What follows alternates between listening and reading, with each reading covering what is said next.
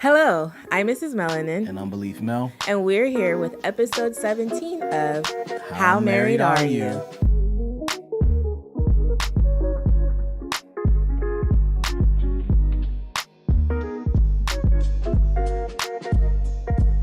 Yay, we're back! We're back. I'm actually excited. I know that this took a lot of work.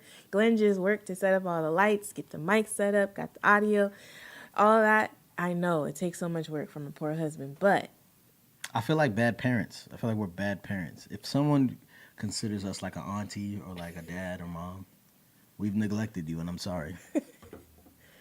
And that is all. Yeah, sorry guys. I tried to convince him to go live one day, and you were like, nah. Should we go live? If we go absent for a long time without doing a formal recording, should we go live? Tell us. What do you think? I don't know where you're going to tell us. We should just be consistent. We should just be consistent. Donald, you need to be consistent too. No. Donald is waiting on us. Donald, don't listen to him. All right. So, chocolate baby story time? Okay, you go first. I don't really have a all this time? I mean, there's a bunch, but I guess, I don't know. The one that happened today was we were at lunch, and the boys, they have this thing with their hands. You know how, like, your fingers aren't all the same height when you hold your hand up? Mm-hmm. But the boys right now are doing, like, this whole small, medium, large type thing, and they keep referring to Theo as large, Raya as medium, and Anaya as small. And they were using their fingers to they're flipping each other off. No. They're using their fingers to say, like, I'm this height, or, like, indicate which kid is what height or whatever. And they kept using their middle finger to indicate, I don't remember whose height they were I think it was Theo's height, to represent Theo's height. And I'm just, like, sitting here looking at them, wondering to myself, do I tell them that they're not supposed to use their middle finger?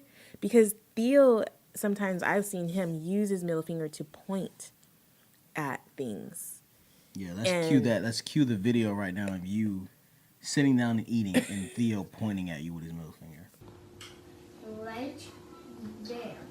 2 are blue.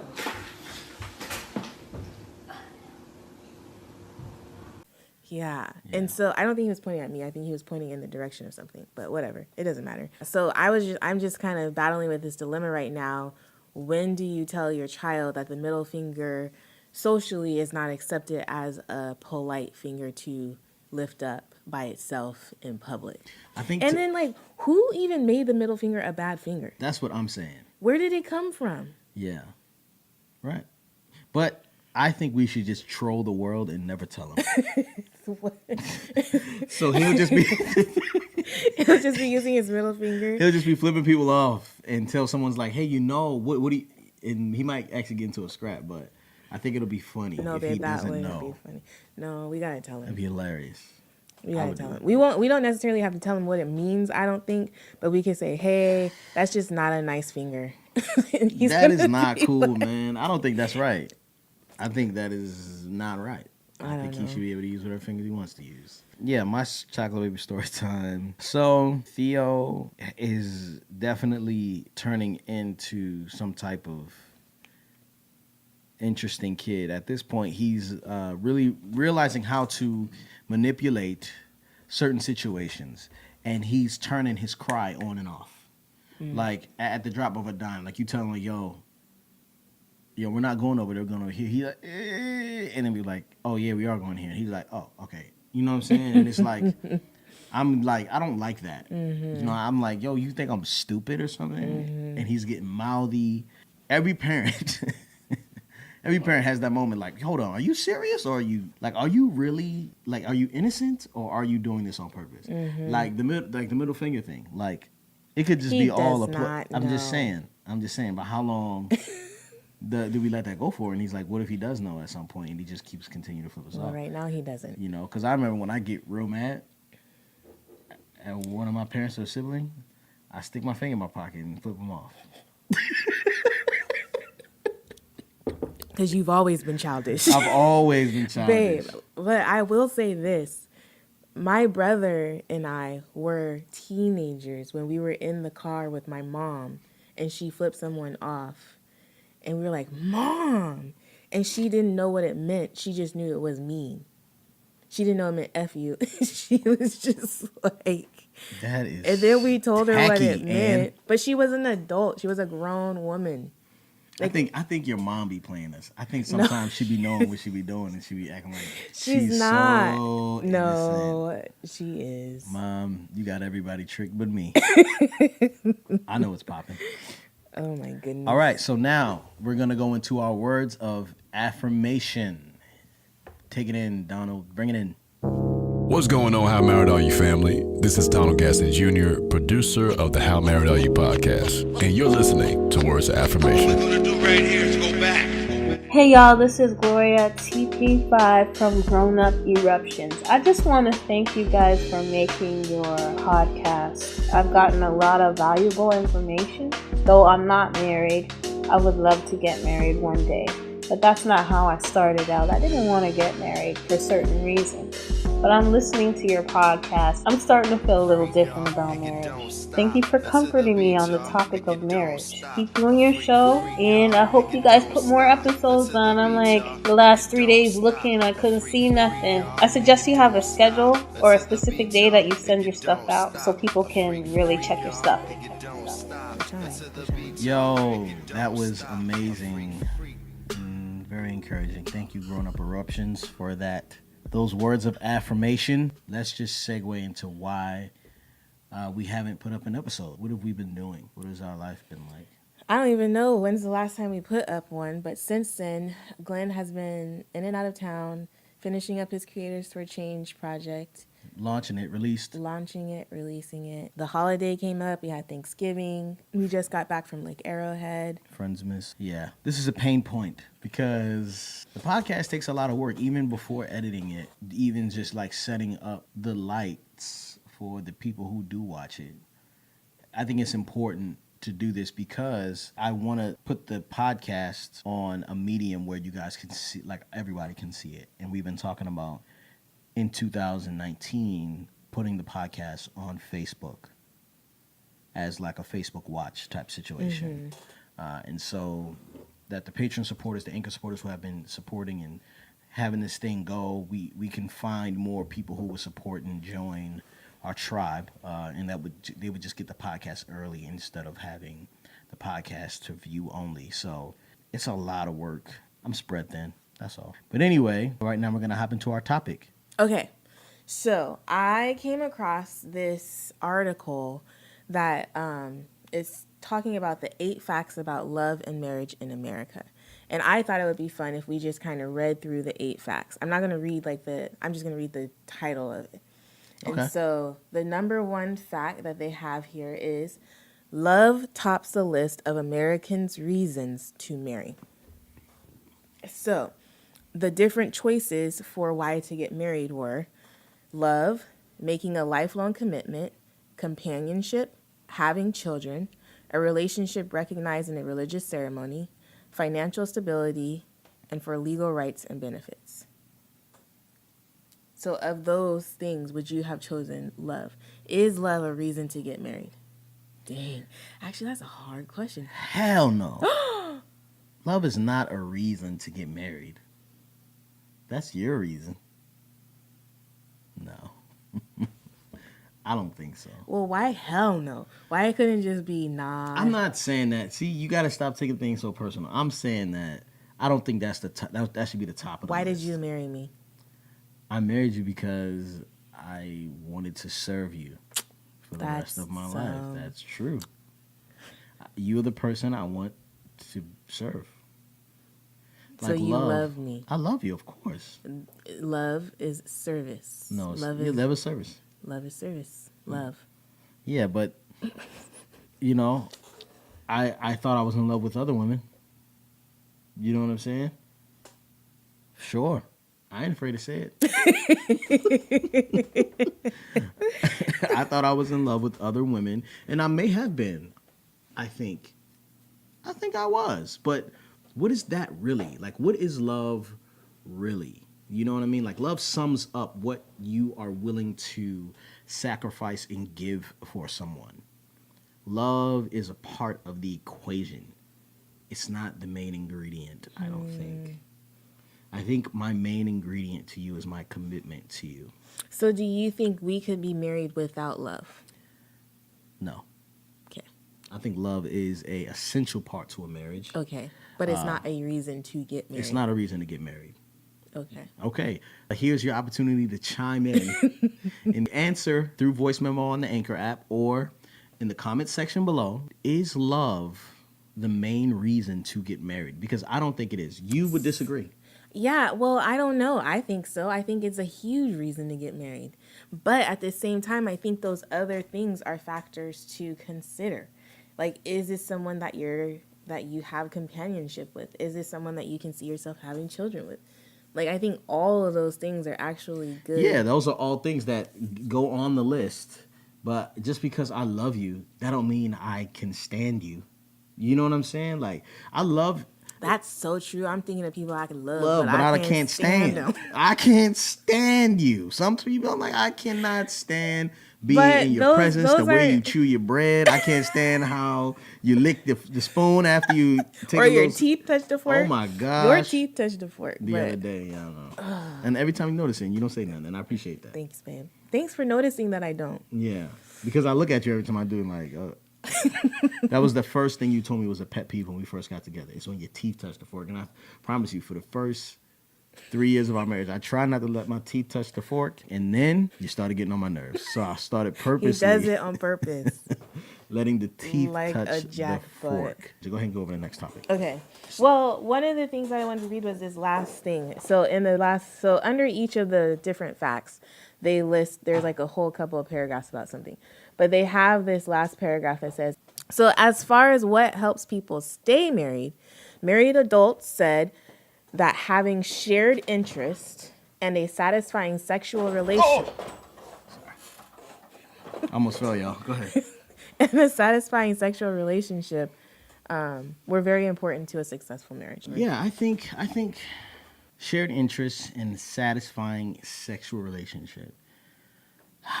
Do we have shared interests? You know, I think those are very selfish things.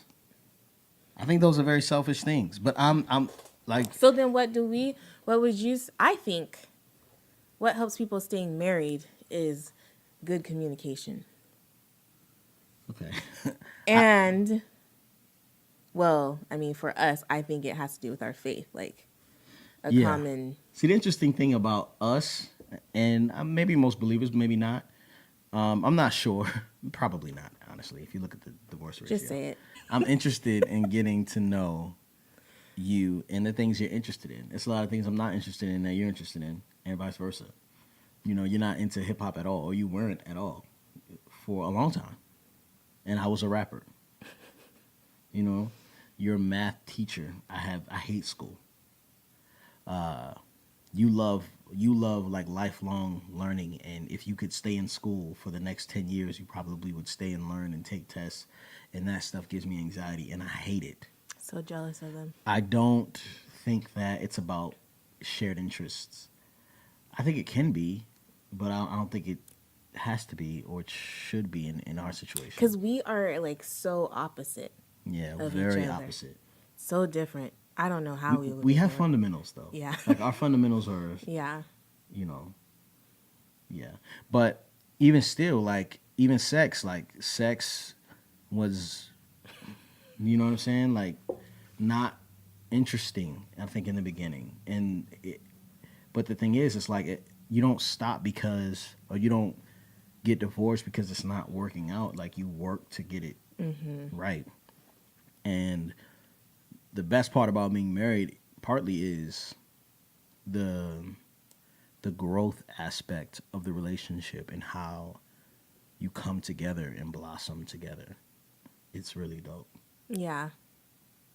Yeah. Hopefully that happens it's interesting because I recently had a conversation with someone who was sharing about marriage and how once like the spouses married at a certain point in their lives, and then they grew but in different ways Mm-hmm. or in different areas of their life. And so then the marriage kind of hit a rough spot. So I don't know. Interesting. Okay. Fact number 2.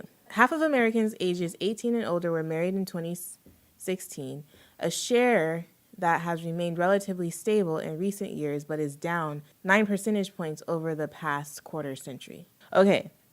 So what they're saying is in that age group, people 18 and older were getting married. And now they're not getting married that young. It says one factor driving change is that Americans, particularly men, are staying single longer. According to the U.S. Census Bureau in 2017, the median age at first marriage had reached its highest point on record, 29.5 years for men and 27.4 years for women. So people are getting married older. Why do you think that is? Well, they have suggestions for why it is, but Yeah, I think, it's like people want to be free for long. We look at society, we make marriage look like something, that is not desirable. It's not.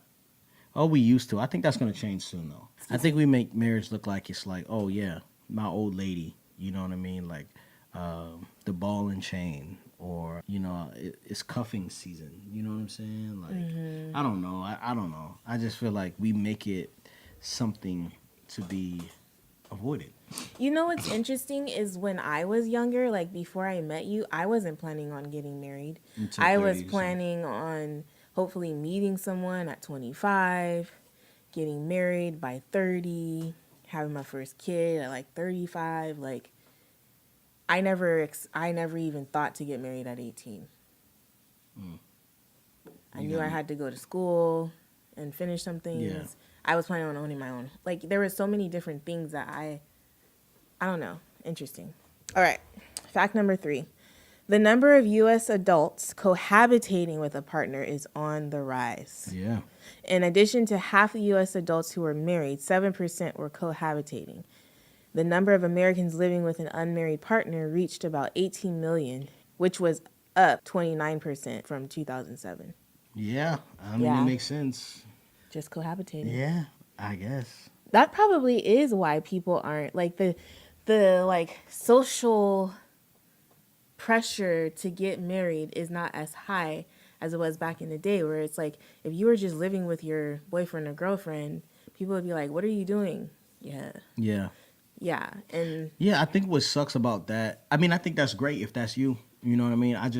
do you think it's great? You don't have to. No, I think that's okay for some people if they Okay. want to do that. I don't want to condemn anybody. I don't think it's bad that people are cohabitating. Okay. I think it's better for them to be in a committed relationship and to agree that they are not going to leave and stay together and be together. You know what I'm saying? So I think people think marriage puts you in a position that forces you to stay. You know what I mean? And like say if you're cohabitating with someone. So with cohabitation, you think that those people know, okay, I have a way out. I have But a if way they out. get married and start to live together, they don't feel like they have a way out. I think it's a fear thing. I think people don't get married because they're scared of what happens when you put marriage into the thing. You know what I mean? But they would really want to commit, or I would say, I'm not going to generalize and say all women, but I would say women, I don't mean to generalize, but women prefer security. And I'm not saying like financially, but like security, like you want me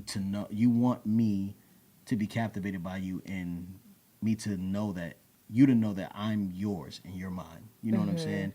And that gives you comfort and stability, and it probably speaks to you in a different way than if it was just kind of like, I love you, I never leave you, but why won't you marry me? You know what I'm saying? It's kind of like, we don't have to do that. You don't need a ring.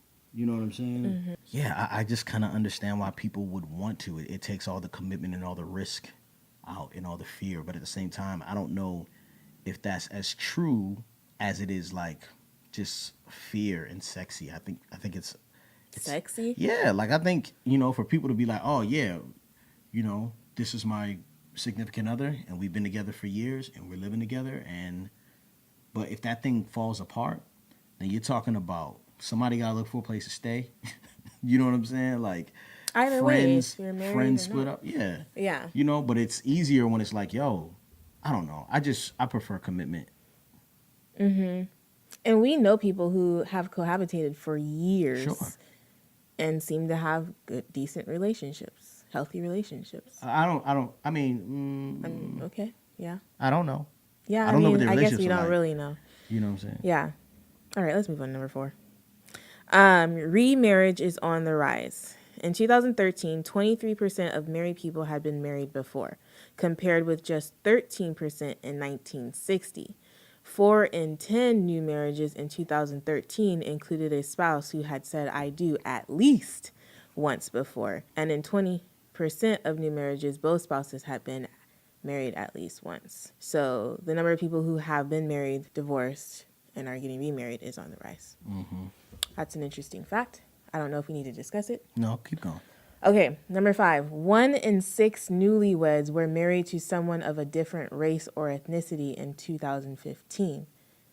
This reflects a steady increase in intermarriage since 1967, when just 3% of newlyweds were intermarried, according to the 2017 Research Center. Go ahead and blend that thing up. Mixed couples, all that. We got love for mixed couples. We have all the love for mixed couples. Yeah, and that's not being sarcastic. No, not at all. Yeah. Not at all. Whatever floats your boat. All right, number 6. Public support for same-sex marriage has grown in the past 10 years. Oh, heck yeah. In 2007, Americans opposed legalizing same-sex marriage by a margin of 54 to 37%. In 2017, more favored 62% than opposed 32%, allowing gays and lesbians to marry legally. You know what's crazy is that I feel like that is, like, publicly, you get chastised if you don't agree with that. Yeah. You know what I mean? Like, and if you didn't agree with it before, it's probably because you didn't know anybody who was gay, or you weren't, like, really in community with people like that. You know what I'm saying? So, yeah, public support for same-sex marriage has grown in the past 10 years. And so I'm sure you guys are wondering, you know, I'm sure we might have different opinions on this, but I don't really have an issue with I don't have an issue at all with same-sex marriage. Okay.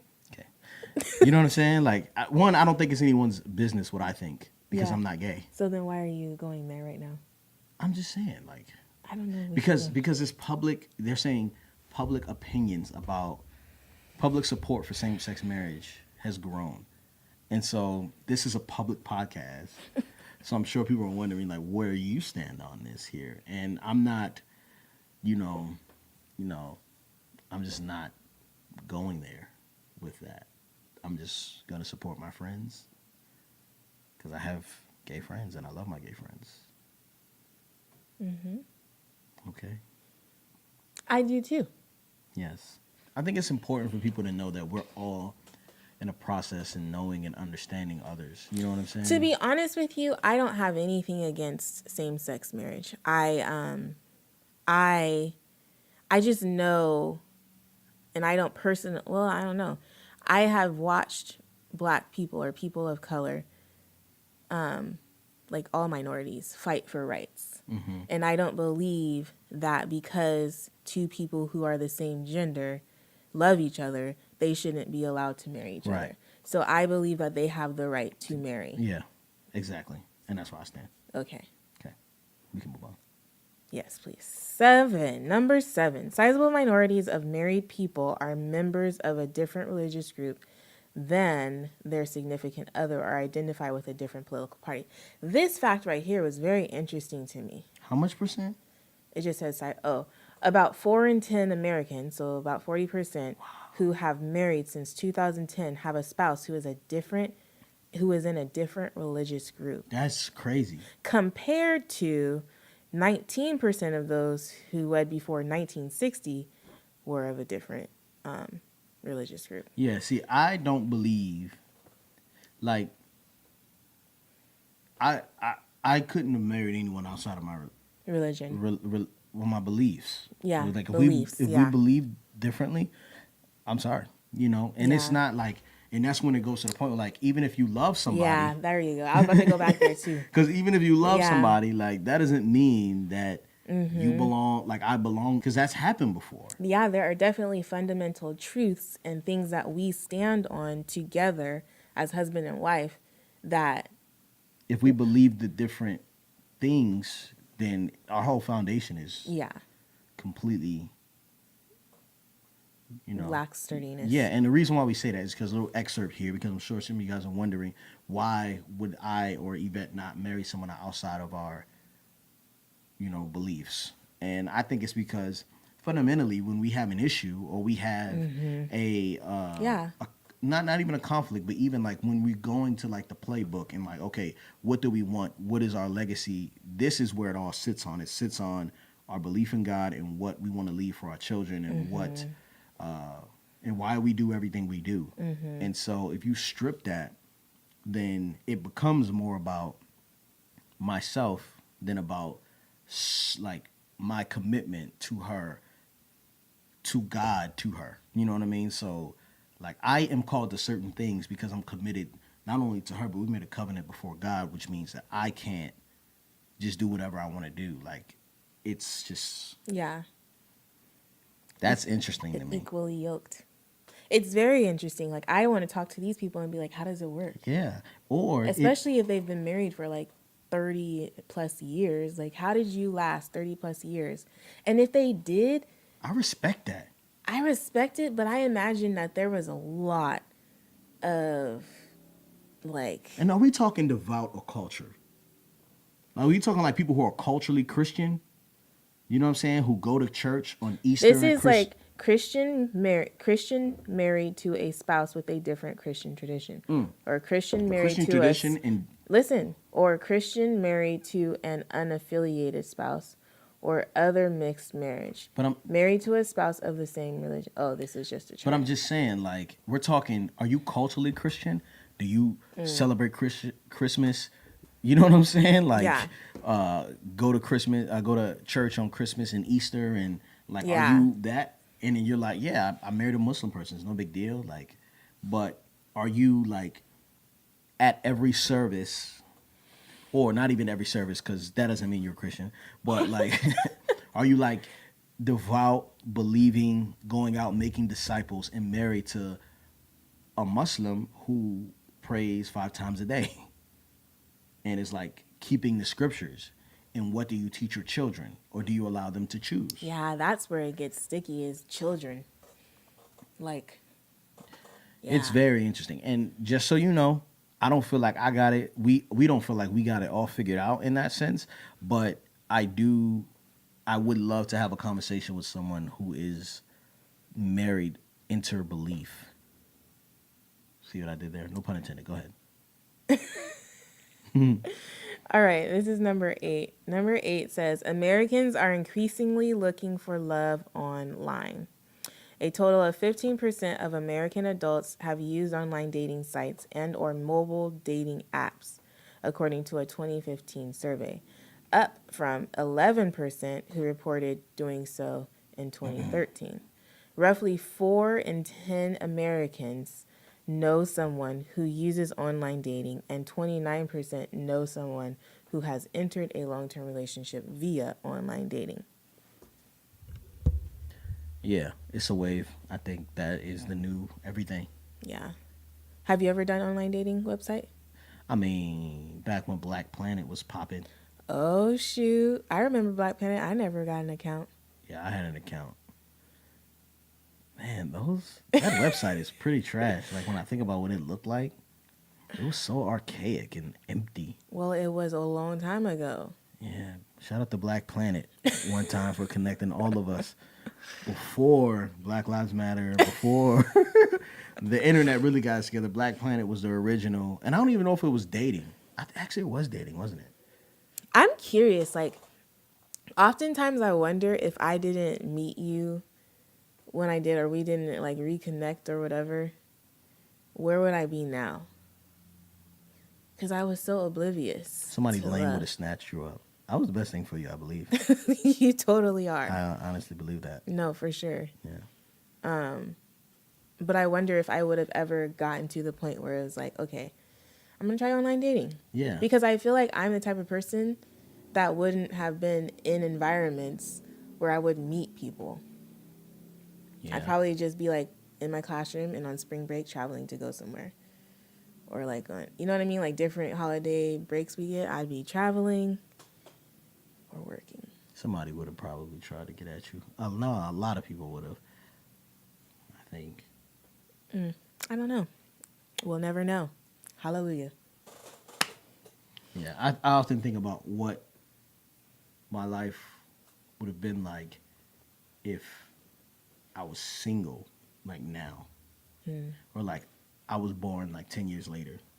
You know what I'm saying? So right now, I'd be 23 and I'll be sitting there like, I don't know what the heck I'd be doing. You know what I mean? Like, how do you date? How do y'all date? You know? I am so glad I'm not in like single right now. Oh, I don't want to gosh. be single. I don't want to. It's so scary out there. Yeah. Well, no hope for y'all. Anyway, keep moving. Is that the last one? Yeah, that was the last one. There's only 8. Just joking. There's hope out there, guys. Join the community. Meet somebody at work. Go to church. Meet somebody's But don't just friend go at to work. church to meet people, y'all. Yeah, if We- you do we want to go to see church to you. meet people, We the place to see go is you. the Rock Church of San Diego. Got all the people, single people down there for sure. That is hilarious. Joking. There's a lot of colleges over there. Yeah. So why get married anyway? I don't know. It's crazy to me because I think marriage is such a beautiful thing, and I am hearing from more and more people that they don't really have a desire to get married. Yeah, and I and think I that's don't okay. understand. I mean, it's totally okay, but I don't understand why. You know like why, is that something that they don't You know- want? It's crazy. This is what I think. People will ask me like, "Yo, how do you keep it fresh? Like, what is the secret?" And the truth is, you gotta really pick them well. Like, you have to make a wise decision on who you want to be with, and know that this person is in a process, and this person is gonna grow, and we're gonna merge into each other. You know, but I don't feel like I chose bad.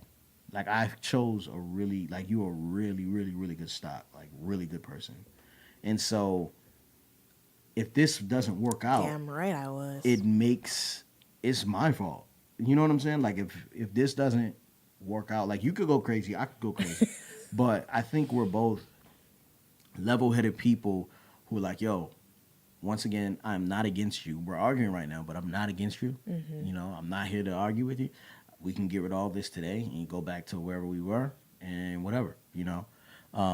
But it's really important to choose well. And I'm not saying, I think when people choose who they want to marry or who they want to be with, they start to think about things that are good for them now, but not good for them in the future. When I met you, it was obvious after talking to you several times, a few times, that you were the same person, you know, 2-3 years apart. You know what I mean? Like, you weren't, like, when I met you in college, it wasn't like by the time you were 21, you were in the clubs and you just all of a sudden were a girl in the clubs. You know what I mean? Like, you just were the same person. And so I knew that I wasn't going to miss this opportunity. And so if you're with someone that you know is good people, why not? You know what I mean? Like, why make the thing like, oh, marriage is just going to ruin the relationship? If you're with someone, like, put the time in, like, make the commitment, I think. Yeah, and that's what I was going to say. Like, I feel like you guys have heard us say this on the podcast a lot of times, but when I married Glen, there were some foundational things about his character and who he was that attracted me to him. But if you look at him, like, from the world standpoint, because one of the reasons for getting married here was like financial stability. And you think financial stability would probably be number one thing or number two thing outside of love. But there was really there was, you know, there was a lot of things. He was trash. No. He definitely wasn't trash, but you know what I don't know if y'all know what I'm trying to say. We said it before. But what I'm saying is, like, Glenn makes a really good point in that you have to be dedicated to the process. Like, I'm not the same person that I was when I was 23 years old saying I do. And he's not the same person that he was when he was 25 years old saying I do. We've all, like, evolved into, or we're still evolving into the perfect mate for each other. And I feel like that's because we have put in the work, we have tolerated things, we have communicated things, we have worked through things, we have sought counsel on things. Like we are growing together, and we're committed to growing together because we see how far we've come from. Like we see, like I look at us and I'm like, dude, so much, like, look at us now, and we're not even at our prime. No, I don't feel like that. I feel like from 23-year-old Yvette and 25-year-old Glen, like, we've come a long way. Yeah. You don't feel like that? I mean, I have vision, so we have a long way to go. You know what I mean? And I do too. I'm not saying we've arrived. I'm Yeah. saying that we've moved forward. Like we're trekking. Yes, we've progressed. Yes. But I will say that the main thing, because I think back when I was single, I remember watching all my friends and I were having the same problem. We meet these young ladies who, like, wanted the idea of being with someone, but they had who they wanted in their head already. And so they were looking for this, like, Prince Charming, like, type of person. I think everybody, like, every woman wants that. Like, her visualizing what she wants is, like, this tall person or whoever, you know what I mean? And all the dudes were like, yo, I want this type of girl who's going to do this and this and this. And it just was all, like, so selfish to me. It just was all about self. And at this point, I think you really have to be honest with yourself and think about things that you can live with and can't live with. And, you know, I don't know. I think a lot of people place a lot of, like, I mean, you know, my wife is beautiful, but, like, I think a lot of people think about, like, oh, well, she has to look like this or has to be, you know, into this, or it's not going to work, you know. And I just think that's so bogus, and it doesn't allow anyone to grow or get better, you know. And I think us not having sex was one of those big things, because there was never a point where I was like, yo, well, because if it was like we were basing it all on sex, it would we would have been divorced. We would have been a long divorced time before we ago. got married. Yeah. It just was crazy, you know. And so Before we got married? Yeah, like we just would have been like, well, this ain't work. You know what I'm saying? Like, I don't know. I just think people need to realize you have to choose a good person. So this, on our How Married Are You Instagram account. Oh, hold on. Does this have to do with this topic? Yeah, because she was talking about how she doesn't want to get married, blah, blah, Let me see blah. who that is. I know her. Go ahead. She was just saying a bunch of stuff. It was actually like a words of affirmation, but she was saying how she didn't want to get married.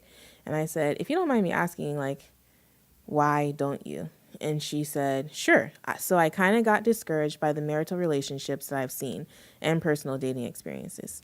Some of them, unfortunately, were abusive, but most of them were just situations where the couples had regular spats but wouldn't ever fully address it. I guess it kind of looked like marriage was a ministry or a status upgrade and not an actual relationship. Ooh. You two were the first couple that, one, truly seemed to address and enjoy the highs and lows of marriage, and two, didn't make marriage seem like a cool kids club that singles were missing out on. That's very sweet. At the present, I can say that by the grace of God, I'm not bitter about marriage. LOL. I'm just not going to settle and or rush into something. If it does or doesn't happen, I'm just going to live life to the fullest. Amen, sister. The pregnancy thing just freaks me out because I'm small and I don't know where I'd have space. because she said she doesn't know if she wants to have children either. But she did mention that she was actually thinking about being single and adopting, Yeah. which I thought was really rad. Yeah. But that's so interesting. The Cool Kids Club kind of, I don't know if that's a thing in like all of culture, if that's a thing in like the Christian culture, but I do feel like when I was single, it's Christian. Yeah, like people be like, yeah, left hand gang. yeah, You know what I mean? Like, yeah, so what? You married. Now what? yeah, What are you going to do with it? yeah. I think a lot of people, before we got married, I don't know if you know this, but a lot of people are always saying, oh, your mom really. My mom? Yeah, she would say, like, the way you guys look at each other, I just know your marriage is going to do so much for people. And I never really understood what she said. Wow. Until, like, now. I'm like, oh, that was a prophetic word she spoke. My mom's very prophetic. Yeah. I would say to the young lady who sent that message, there's so much proof that marriage is great. We have friends who have started podcasts just recently that I think would encourage you. Halise and her husband, Chris, started a podcast called The Beast Podcast or The Beast Cast, talking about being black, and he's Hispanic, and talking about being married. And then we have our other couple friends, talking about Brandon and Kimither. What's their podcast? Good Marriage, Great God. Good Marriage, Great God. There's more proof out there than just us. And so I understand what you're saying when you say, yo, this is the first time I've seen marriage in this aspect. And this is a call to all you people who are married out there. Be a light. Yeah. Stop trying to hide in the darkness and keep your marriage and your problems and your pain a secret. Other people need you to be authentic so that they can see what it's really like. Glen has a saying that, or I don't know if it's his saying, but he always tells the kids, on the other side of fear is freedom, but I think on the other side of transparency is freedom. Yeah.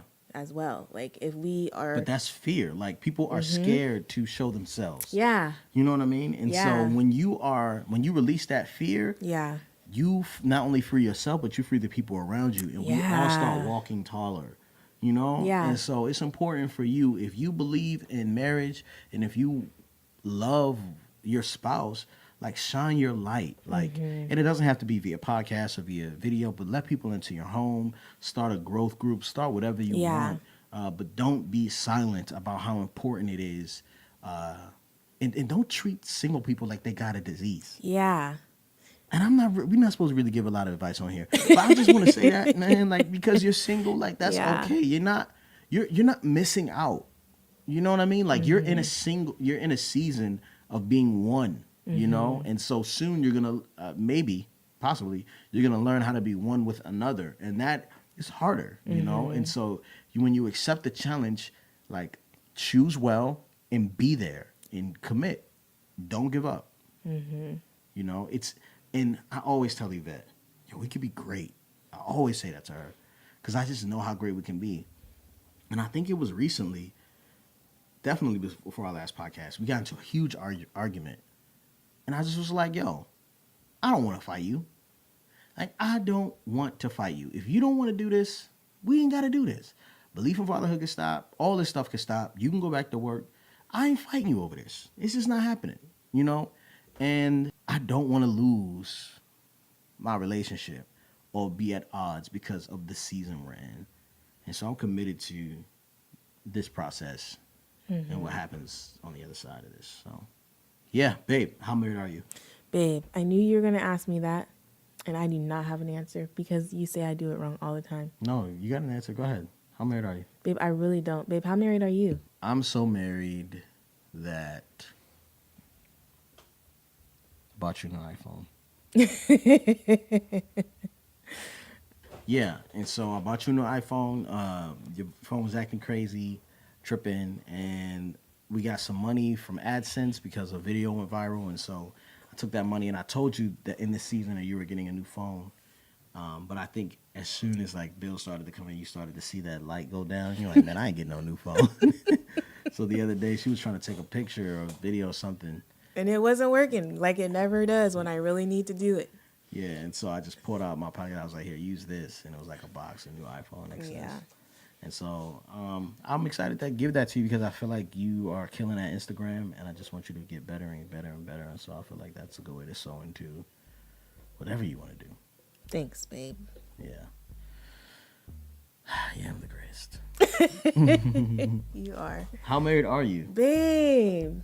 Bet. We need to change this segment. No, this is the whole podcast. I know, but I This is can't it. everything of it. But the either. challenge is, you know this is coming, so make sure you I do know, but we haven't recorded in so long. I haven't been paying attention. I'm so married that, okay, so let me give you some background information. Like, I have one of my good teacher friends bought me this recipe book. This cook, like, it's basically a cake book a long time ago, a couple of years ago. There's this cake in there, this recipe in there for a 7-Up cake. And Glen and I love, like, pound cake, 7-Up cake, whatever. Well, I don't really make it that often because it's made from scratch and it's like, you know, you got to put in work to do that. And so I made one for Thanksgiving and, you know, we've had it since Thanksgiving. Well, last night we got down to what could have been the last piece of cake. But I'm so married that I cut that joker in half and shared it with my husband. Good job. I'm proud of you. That was so hard, y'all. Yeah. That was hard. That was sacrificial. Yes. Yes, very much so. Because, you know, I really could have ate the whole thing. Yes.